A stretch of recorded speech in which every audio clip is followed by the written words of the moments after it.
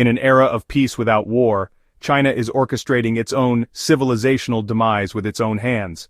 By 2050, the nation's population will fall below 1 billion. By 2100, it will dwindle to just 300 million.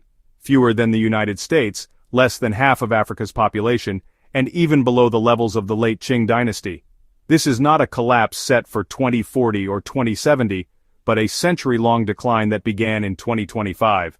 Once a population dragon of 1.4 billion, China will shrink, slowly, inexorably, losing 400 million people every 25 years, until it becomes a graying, childless, and lifeless hollow shell.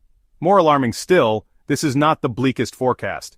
It comes from a recent joint report by Tsinghua University and Southwestern University of Finance and Economics. Based on current trends, if China's total fertility rate remains at 0.72, matching South Korea's current rate, in an optimistic scenario with no war, no social upheaval, and economic stability, the population will still be only 320 million by century's end. Yet this projection is arguably too hopeful. How can China sustain a fertility rate akin to South Korea's? South Korea, one of Asia's few high-income nations, boasts a robust welfare system, stable employment for women, and concentrated educational resources. In contrast, China's Northeast and Shanghai have already seen fertility rates drop below 0.7, with some cities plummeting to 0.6 or even 0.5. Maintaining a high fertility rate of 0.72 is simply unsustainable. Consider these stark figures. In 2023, China's fertility rate for first children was a mere 0.5, meaning only 1 in 2 couples was willing to have a single child. Half of the post-2000 generation struggles to find stable employment after college. How can they marry or raise families? From 2025 to 2050, China will lose an average of 8.5 million people annually. From 2050 to 2100, this figure will surge to 14.59 million per year. By 2100, China will rank third globally in population, overtaken by India and African nations. Over 40% of its remaining population will be elderly, with children comprising less than 5% and newborns making up just 0.6% of global births. This is not merely a low birth rate, it is a demographic depletion of catastrophic proportions.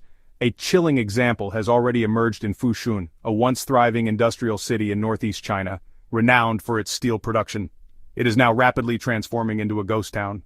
According to the National Bureau of Statistics, Fushun recorded just over 5,000 newborns in 2023. In contrast, Wayne County, home to Detroit, Fushun's sister city in the U.S. with a comparable population of 1.7 million, welcomed over 2,000 newborns. China is decisively losing ground in this population crisis, and Fushun foreshadows the nation's future. Demographer Yi Fuxian has noted that Northeast China entered an aging, low birth rate demographic abyss a decade ahead of the rest of the country, with Fushun as a mere glimpse of what lies ahead. Tianjin is poised to be the first major city to follow this path. Shenzhen, China's youngest city with an average age in the early 30s, benefits from strong population inflows but has a fertility rate below 1.0. In 20 to 30 years, it too will share Fushun's fate. Beijing and Shanghai, sustained by migrant populations, face inevitable decline once young people stop arriving. The central government hopes to address this crisis by encouraging rural migrants to urbanize. Yet, the result? Migrants are not flocking to cities to start families, they are being crushed by housing costs. Data reveals that China's urban house price-to-income ratio stands at an astonishing 29, compared to 11 in Japan, and just 3 in the US. Disposable income in Chinese cities constitutes only 44% of GDP. Families are not choosing against children, they are priced out of parenthood. In smaller counties, families could once manage to raise 2 children. Now in Beijing or Shanghai, even 1 child feels unattainable. The government advocates full liberalization of childbirth, while overlooking exorbitant housing and education costs. Young people allocate half their modest salaries to rent, and the rest to living expenses. What remains for child rearing? Housing has stifled China's fertility and barricaded its future. The government's ambitious new city initiatives, like Shenfu New City, aim to emulate Shenzhen's high-tech success. But the outcome? These cities are emptying, filled with the elderly. New cities are becoming ghost towns. Without young people, where is the innovation? Where is the vitality? Shenfu is rapidly hollowing out, and this is not an anomaly but the shared destiny of hundreds of Chinese new cities in the decades to come. A deeper crisis looms, the erosion of civilization itself.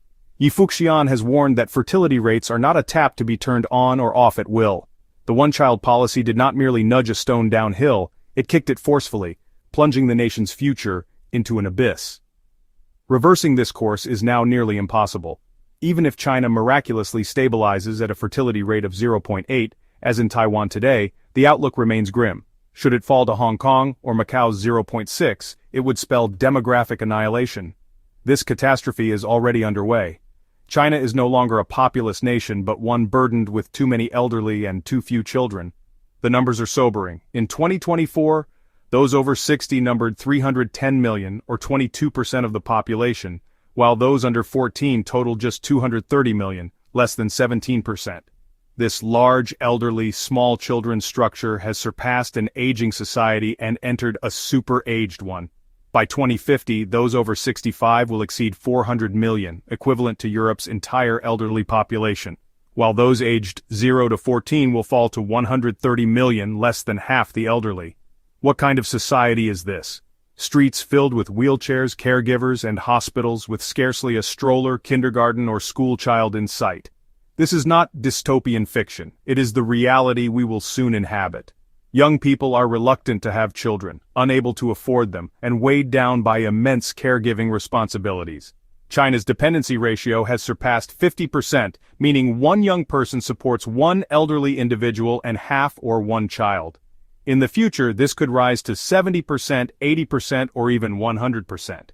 A post-90s couple may need to care for 4 elderly parents and 1 child. Even the most optimistic struggle to find hope in such a life. China once harnessed its demographic dividend to achieve global miracles, rising from the world's factory to the second-largest economy. But since 2012, the working-age population has declined, and economic growth has slowed in parallel. From 1979 to 2011, China's GDP grew at an average of over 10% annually. After the labor force began shrinking in 2012, GDP growth fell to 7% in 2015, 6% in 2019, and just 4.8% in 2024. In the coming years, it could drop to 2%, 1%, or even negative growth. As economists note, population is the shadow of GDP. Fewer children mean factories struggle to find workers, businesses falter, and an aging population drives up healthcare and pension costs, burdening society.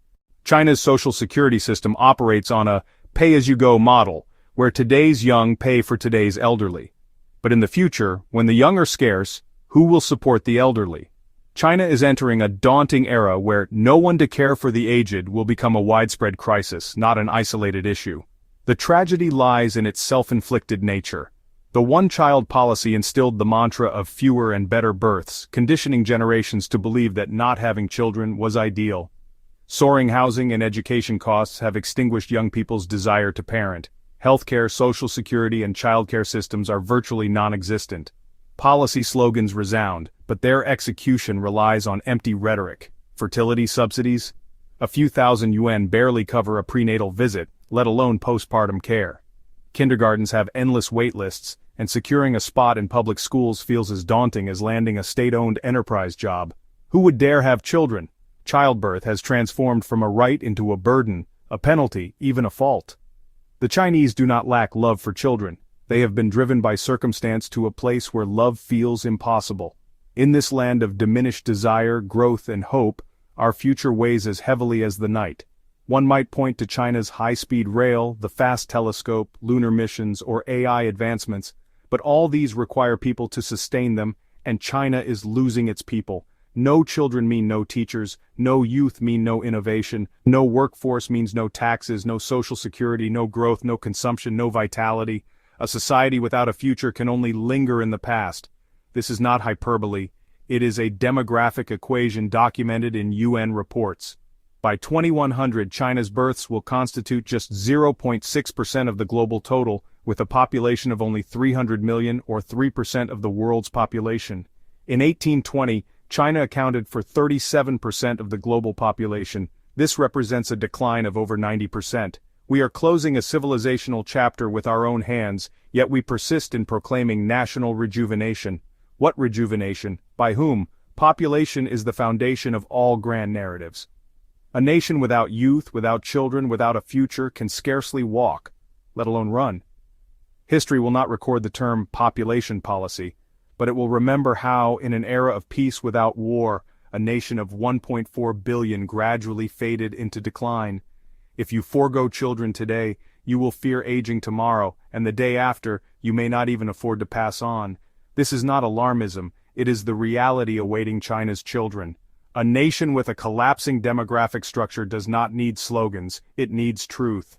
Thanks for watching and joining us on this journey to unveil China's many layers. If you found this video insightful, please give it a thumbs up, share it with others, and hit that subscribe button to stay updated. See you in the next video.